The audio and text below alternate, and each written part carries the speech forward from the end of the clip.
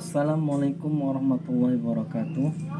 Bagaimana cara melepaskan diri dari kesulitan kehidupan? Buka Al-Quran surah ke-5 ayat yang ke-35. Allah SWT berfirman, A'udzubillahi minasyaitonirrajim. Bismillahirrahmanirrahim. Ya ayyuhalladzina amanu taqullaha wabtaghu ilaihil wasilah. Hai orang-orang yang menyatakan dirinya beriman kepada Allah, tingkatkanlah ketakwaanmu kepada Allah. Dengan meningkatkan ketakwaanmu itu, jadikanlah wasilah untuk menentaskan diri dari permasalahan kehidupan dan menggapai semua yang kamu inginkan. Jadi wasilah atau media untuk melepaskan diri dari kesulitan kehidupan adalah dengan meningkatkan takwa. Oleh karena itu, Allah SWT berfirman dalam Al-Quran di surah yang ke-65, di akhir ayat yang kedua, di awal ayat yang ketiganya, wa may yattaqillaha yaj'al lahu makhraja. Siapa yang berhasil meningkatkan ketakwaannya kepada Allah, maka Allah akan berkenan memberinya jalan keluar, memberinya solusi atas segala permasalahan yang dia hadapi. Maka wa yarzuqhu min haitsu la yahtasib. Allah memberikan rezeki dari arah yang tak diduga-duga. Bahkan selanjutnya, wa may yattaqillaha yaj'al lahu min amrihi yusra. Barang siapa yang meningkatkan ketakwaannya kepada Allah, maka Allah akan jadikan hidupnya menjadi mudah. Allah beri kemudahan dalam hidupnya, Allah beri ketenangan, dan Allah hilangkan kesulitan. Jadi cara untuk melepaskan diri dari kesulitan kehidupan adalah dengan meningkatkan takwa. Takwa dapat ditingkatkan dengan banyak amalannya. Kita ambil kaidah takwa, setidaknya takwa itu terdapat 115 kali paparannya dalam Al-Quran. Salah satunya dipaparkan ciri orang yang bertakwa, terdapat dalam surah Al-Baqarah di ayat yang kedua sampai ayat yang kelima. Dzalikal kitabu la raiba fih hudal lil muttaqin. Jangan pernah ragukan Al-Quran, petunjuk bagi orang yang bertakwa.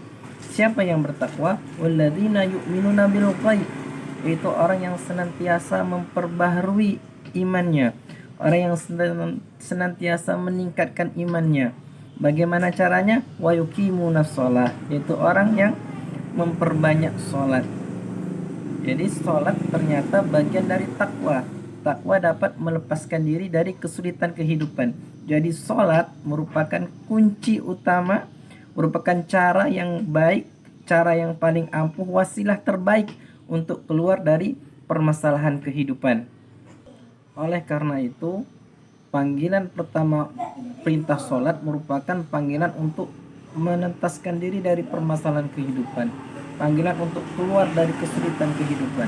Buka Al-Quran surah Al-Baqarah di ayat yang 45. Allah SWT berfirman, A'udzubillahi minasyaitonirrajim. Bismillahirrahmanirrahim. Wasta'inu bis-sabri was-shalah. Hai orang yang dalam kesulitan, dalam masalah, bersabarlah, terima masalah tersebut, karena semua orang pasti mengalami masalah, dan minta solusinya lewat sholat. Wasta'inu bis-sabri was-shalah. Terima permasalahan dengan sabar dan minta solusinya lewat sholat. Maka itu, kalau kita baca arti dari bacaan-bacaan sholat itu merupakan doa semua. Doa supaya kita dimudahkan, doa supaya kita diampuni, doa supaya kita dilapangkan rezeki. Bahkan ketika sujud, kita diperintahkan untuk berdoa. Walaupun doa tersebut tidak boleh kita lafazkan, dalam hati kita minta kepada Allah SWT.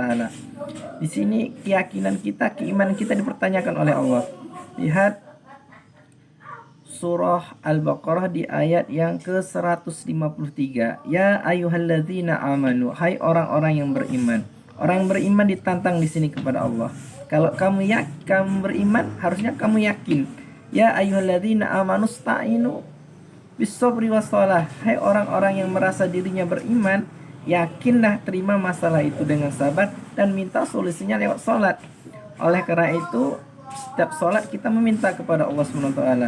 Iya karena abudu wa iya karena stain. Ya Allah, sekarang aku ibadah, aku sholat, dan sekarang aku lagi punya solusi. Aku lagi minta penyelesaian dari solusi yang aku hadapi. Maka lihat teman-teman, lihat jawaban Allah dalam hadis qudsi.